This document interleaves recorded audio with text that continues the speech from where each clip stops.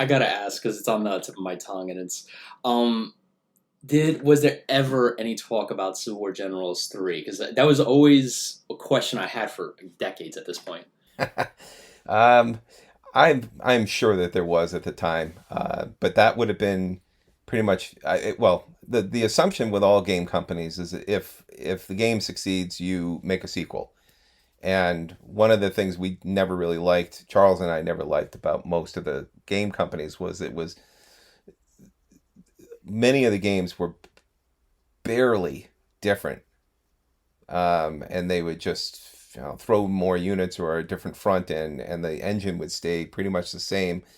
But then they would charge, $40 or $50 for it, and we looked at that and said, well, there's parts of that model that work that we think are good, and then there's other parts that aren't. And where it really got perverted with many of these companies is they would have like the gold edition and the extra special gold edition, and there was like nothing different about it. And so I'm sure that Civil War Generals 3 was at least thought of as that, whereas Civil War Generals 1 to Civil War Generals 2 was an entirely different game engine. We started with the old game engine, and it was so badly programmed that we had to and that's not uncommon, by the way, for a first generation game.